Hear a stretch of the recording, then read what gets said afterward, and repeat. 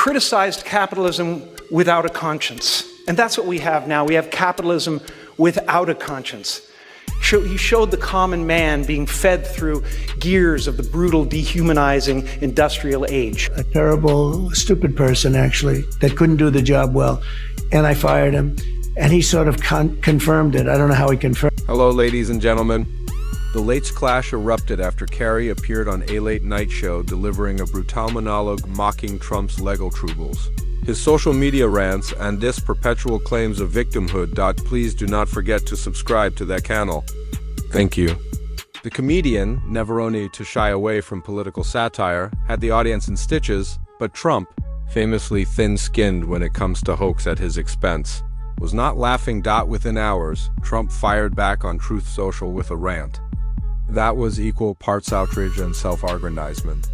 Heckled Carrey, a washed-up Hollywood loser, a third-rate comedian, and in classic Trump fashion, claimed that the actor's career had crashed and burned at best of his Trump derangement syndrome. He even threw in a bizarre comparison, suggesting Carrey was not even as funny as laughing Joe Biden, a line that left many scratching their heads. But here's the real question. Did Trump's clapback actually land, or did just hand Carrey even more ammunition? Given Carr's history, themes were as obvious.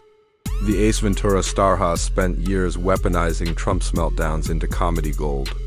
Whether through his exaggerated SNL caricatures or his viral artwork depicting the ex-president as a bloated orange huederant.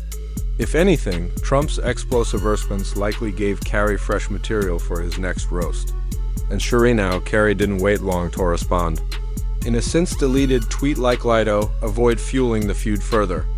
He reportedly quipped, "When a clown moves into a palace, he doesn't become a king. The palace becomes a circus." The jab was pure Carrey, equal parts witty and withering, and it underscored why Trump's attempts to out-insult a professional comedian usually fall flat. This isn't the first time.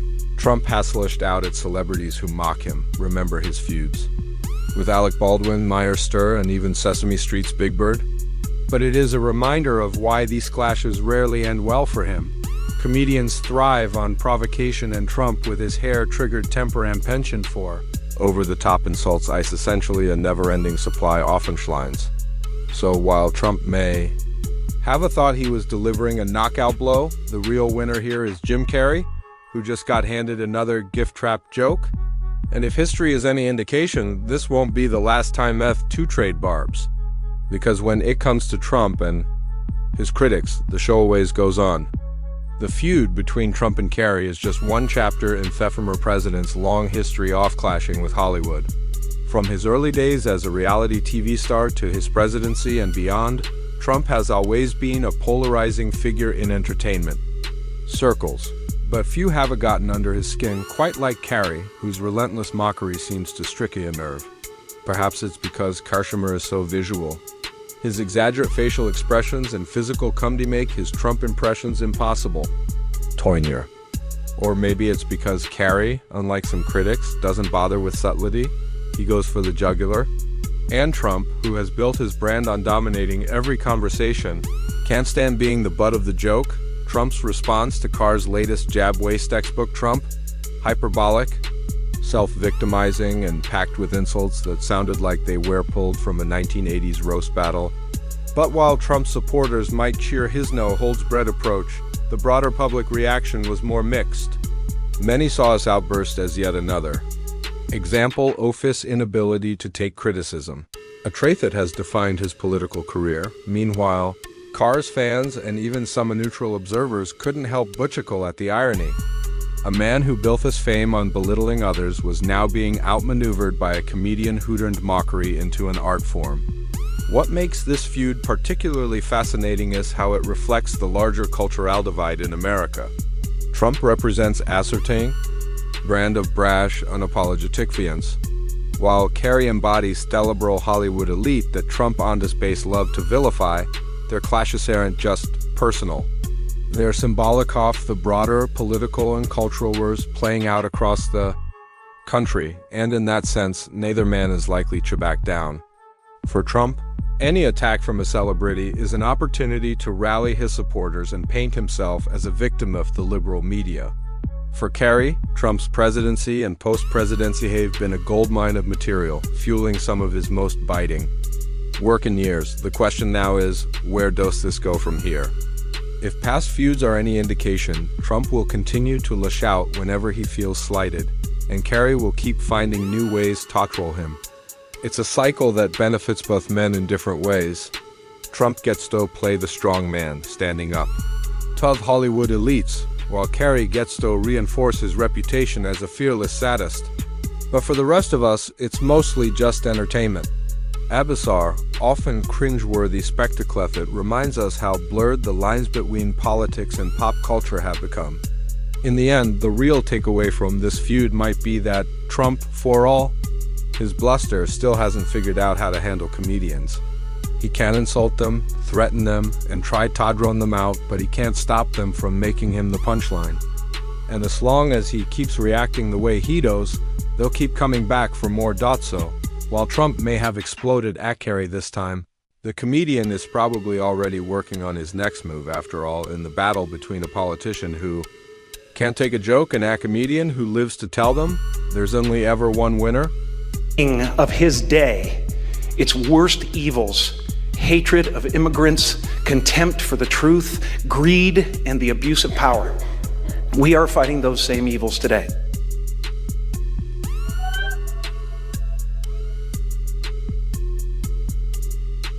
In America, in the United Kingdom, across the globe. And we need to be clear, shamelessness is not and will never be a superpower.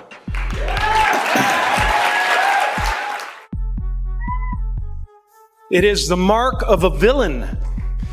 Kidnapping children is not what great nations do. Almost half of America at this moment believes there is a sinister deep state diabolical. Hey everyone. When Jim Carrey first compared Donald Trump's administration to a rabid dog during the former president's tumultuous term, the visceral metaphor made headlines for its unflinching brutality. Years removed from those heated political battles, Cars.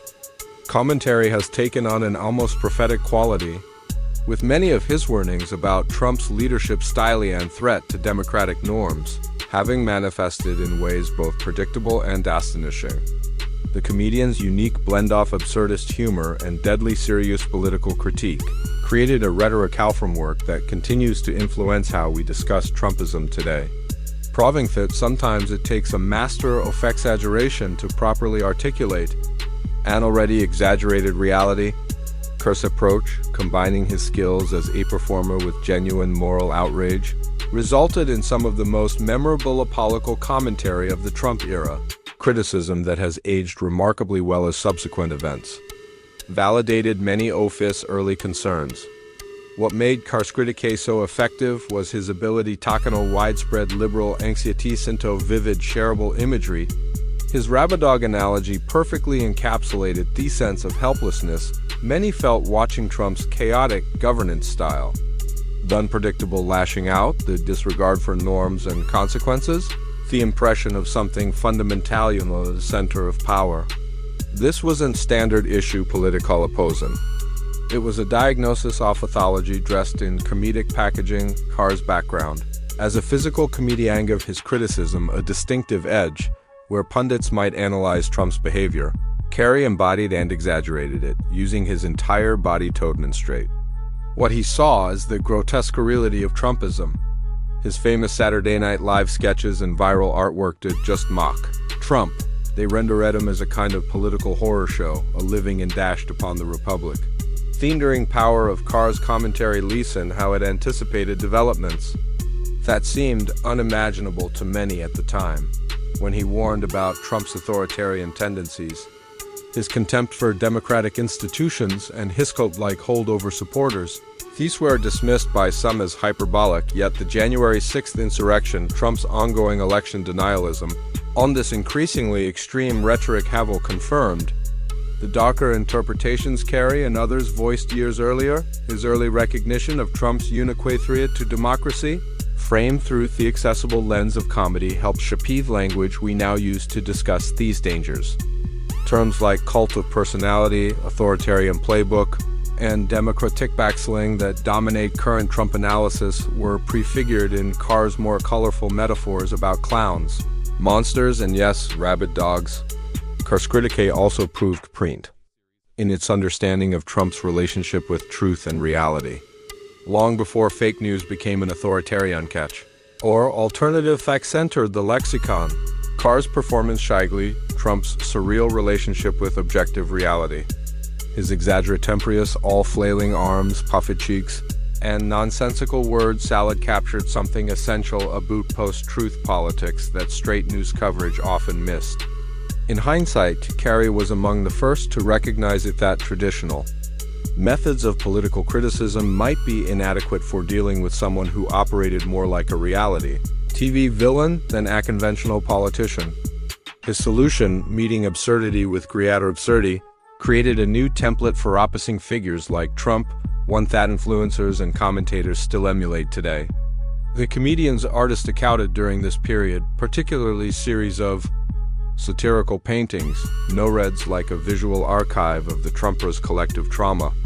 His grotesque efforts with their exaggerated figures and nightmare color palettes didn't just mock Trump's appearance, but visualized the psychic toll of his presidency.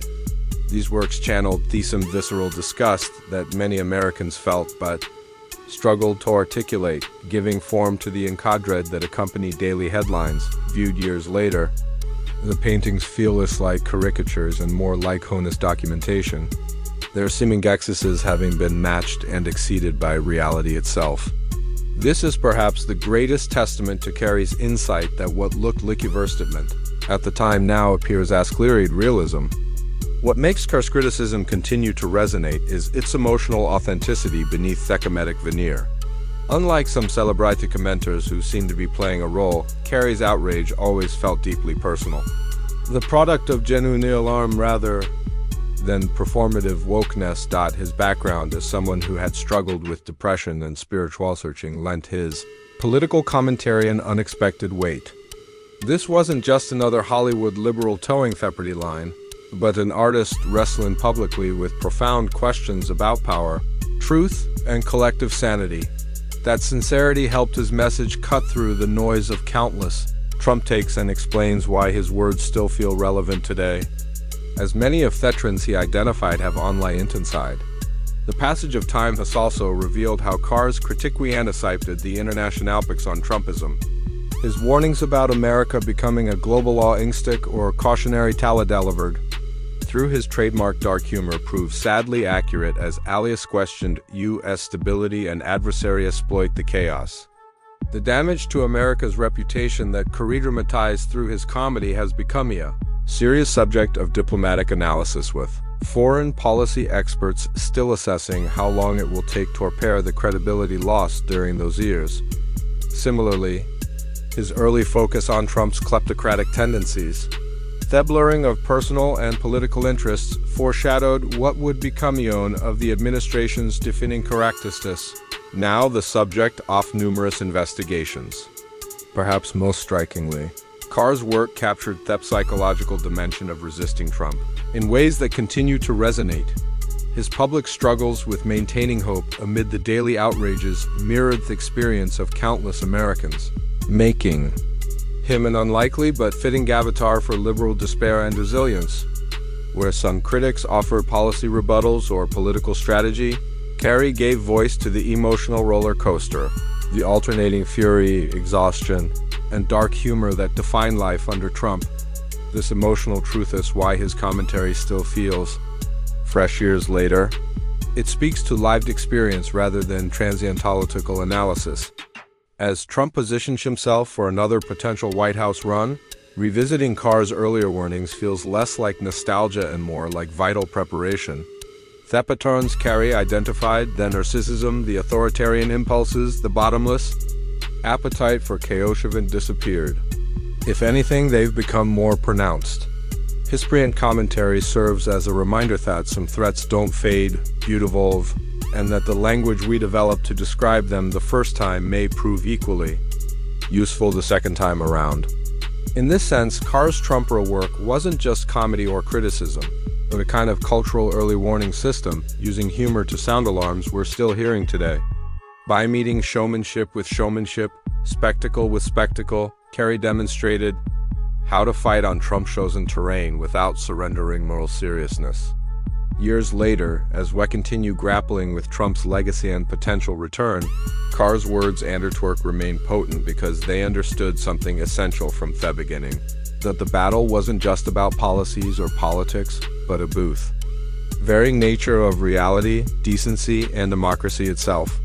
In an era when so mockumentary feels instantly dated, Carr's vision of Trump as an existential threat, framed through the unforgettable of a rabid dog unleashed, has only gained power with time, proving that sometimes the artists see clearest when the experts are still rubbing their eyes. Is a rabid dog, and it's turning us upside down, and all, as far as I'm concerned, it's as obvious as the nose on your face, but people have made these elections and politics in general who they are, and it's not who you are. You can make a bad decision about a candidate. It's not who you are. It doesn't mean you're dumb. It doesn't mean you're different. I can break bread with anybody in this country. I love people in this country. I love the heartland of this country. It has nothing to do with that. It has to do with, it's become obvious that the choice was a bad one. We just need to change it. And if you can't vote for a Democrat, at least let all this flood of information that's so negative and so obvious keep you home.